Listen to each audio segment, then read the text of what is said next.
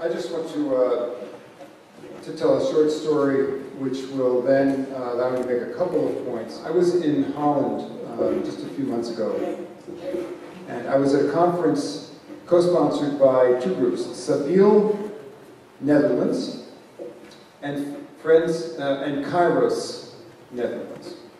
So these are two grassroots organizations of Christians in the Netherlands. And they were running a conference that was also partially supported by the Protestant Church of the Netherlands, which is the old, basically the Dutch Reformed Church, and the Lutherans, because they put it together. It's really like the mainstream church, Protestant Church in the Netherlands. And it was really, we were hosting a Palestinian delegation and some other internationals like me who were invited to speak. It was basically for theologians, church people, and general public in the Netherlands. And there was a panel. And this panel was about the Kairos Palestine document.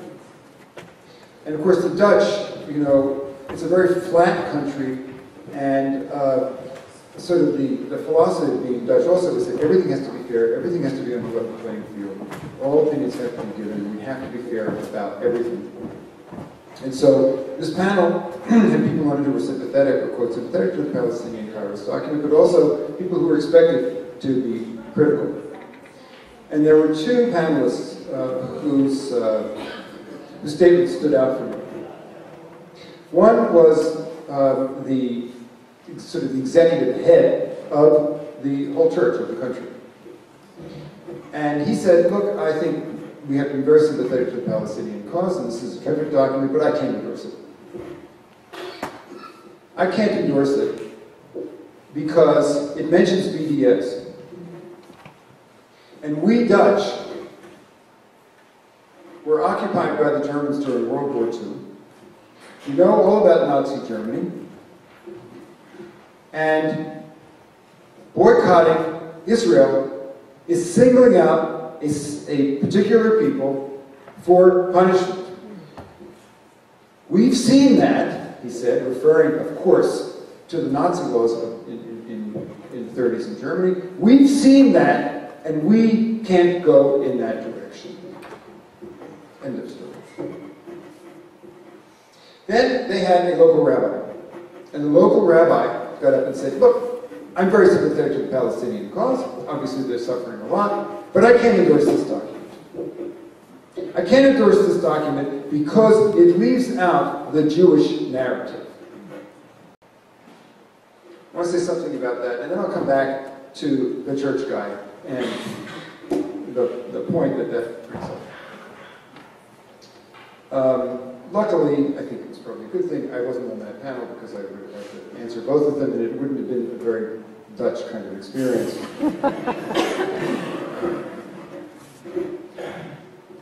But something became very clear to me in terms of my own answer to the rabbi, which is that he's completely wrong. He's wrong because the Palestinian Kairos document does include the Jewish narrative. In fact, it is the Jewish narrative for today. The Nakba, thus the other story of 1948, is the Jewish story. It must be the Jewish story, not just the Israeli story, but the Jewish story. And unless and until we Jews understand that, embrace that story and say, this is our history, we need to know what we've done, we need to acknowledge that, and then go from there, we're done for.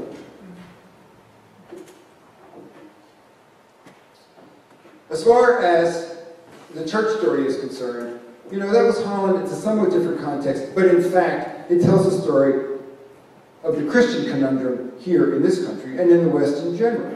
And you know it well. You know, you can stand up for human rights causes anywhere, in your backyard, anywhere across the world, but not for Palestine. Why? Because of the Christian responsibility for 2,000 years of Jewish suffering. So you can't go there.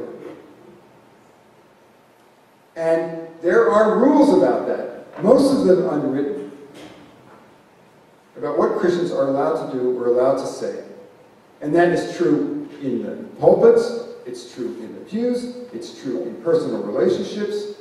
It's true in the academy. There are red lines about what people can say and what they can publish. And the red line is you cannot say anything. I mean, you can make noises about the Palestinian issue, but you can't do anything or say anything that would challenge the fundamental Zionist narrative, which is that the Jews have a fundamental right to the land. Theologically, historically, what have you. That's a red line. And it's especially true in the seminaries, which is really, I think, significant. So, clearly, and that's what we're about today, it's time to change those rules. We've been focusing on the media. It's time to change those rules across the board. And we're all involved in doing that, or need to be involved in doing that, in our own ways, given our own talents, desires, professional connections, and what have you. We have to change the discourse. One thing that I think is particularly important to know in terms of the whole issue about Jewish sensibilities and Jewish sensitivities is that Christians confuse the struggle, the cause for social justice and human rights for Palestine, and that includes the Israelis who are suffering under this. You've heard about that today. That society is deeply troubled. You know, Sahar is going to have a country that she can belong to, or even be proud of, and want to raise her children in. I mean, it's a huge issue. There's a confusion between that and the very focused, faithful, important Christian project that's been going on since the end of World War II to cleanse its theology of the toxic, vicious anti-Semitism and to reconcile with the Jewish people. Now that's a good thing. That needs to happen. Anti-Semitism is real. None of us, I mean Jews, are naive about that. It's out there. It scares me. What Israel's doing scares me even more about anti-Semitism, but that's another story. That's a good thing. But the tragedy of the current situation is that that's in direct conflict with the struggle for Palestinian human rights and in this conflict, which is a world issue. And people need to be very clear that taking up the cause for justice in historic Palestine is not an interfaith issue. And if you wait for the Jews to bless this institutionally, or even for your Jewish friends and colleagues to bless this effort, if you take it on, you will wait too long. And I can give you very little comfort about the fact that, yes, that's a problem. Problem with your relationships, especially professional relationships. You're going to lose friends, you'll be called names. And it's up to you to decide whether or not you want to do that. But if you're not willing to do that, then don't take this on. I was in South Africa. It's funny how leaving the United States makes everything very clear to you about the United States. I was in South Africa, and I discovered the South African Kairos document. I discovered the church people who courageously took up the cause to end apartheid in South Africa. And to make a very long story very short, what they did was to take on their own church. They said, we aren't complicit. Our church invented apartheid 100 years before the National Party came into power in 1948. They segregated the church, and we've been supporting, with our theology, apartheid all along. It's the end of that. Now, the context of this was the 80s, where the South African government, already on the ropes, was trying like crazy to hold on to power and to preserve apartheid, and they were doing it through a program of reforms. You know, we'll put blacks in the parliament, and we'll do something, you know, we'll do humanitarian stuff, and we'll pour money into the townships, and by the way, we'll have a two-state solution. We'll give them a state. We'll surround the state. We'll own the state. You know, but it'll be a two-state solution. That was a reform. Sound familiar? And of course, it was a lie. And the church people said, no. Apartheid is evil. It challenges us as Christians. It challenges us as human beings. It can't be reformed. It's illegitimate. The government that is promoting it and running it is illegitimate. It has to come down.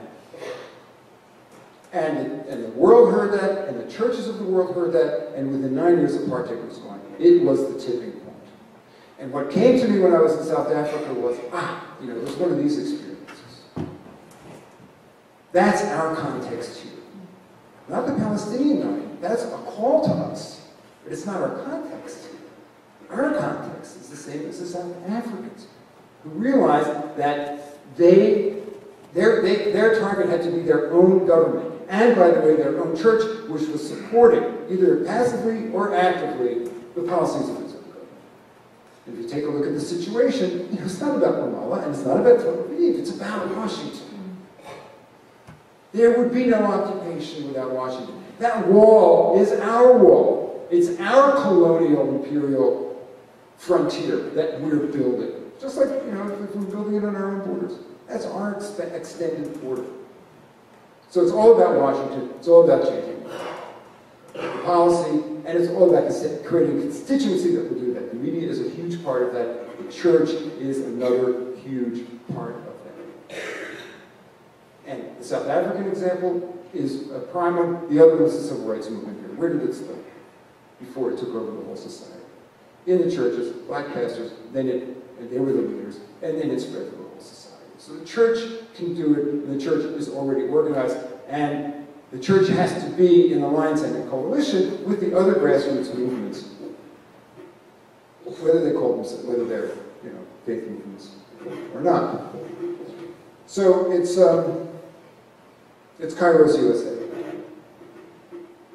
Now here's the thing about Kairos USA. There are people in various denominations, including Roman Catholics, who've been working on this for decades, and they're tired. They're getting somewhere, and they're tired. But they don't work together. There's no home for them. There are evangelicals who are working on this. Don't generalize about evangelicals. Evangelicals, because they're out there working in the rest of the world, understand that the dominant American narrative is not true, and they're working with their theology to make that work. And they're very involved. And they don't know that there are mainline Protestants out there who are working on this too, who will talk to them. And when I talk to the mainline Protestants, and I say, there are evangelicals who are working on this? And they say, would they talk to us? There would be a place for Christians of all stripes to come together. It's a Christian effort. There may be Jews, Muslims, people who don't affiliate at all with any faith tradition who will be part of that, but it's Christian. Because it's the church, and the church in America. And the church in America potentially is extremely powerful. In my experience as a Jew who spends all his time speaking in churches is that there's an enormous hunger out there among Christians to do what they want to do as faithful Christians. So I will just end with that. My South African friends say to me, I'm talking to them, especially the church people, who are amazing. These are people who were underground for 20 years, who saw their friends die. It's amazing. I say, how did you do it? Because we need to do it in the United States about Palestine. And they say, yes, you're right. You've got it. It's a good analogy. The only thing is, given what you're looking at now, it makes what we did look easy. And they're right, and you know why. But it says in the Talmud, just because the work is hard and I can't finish it, I am not free to desist from it.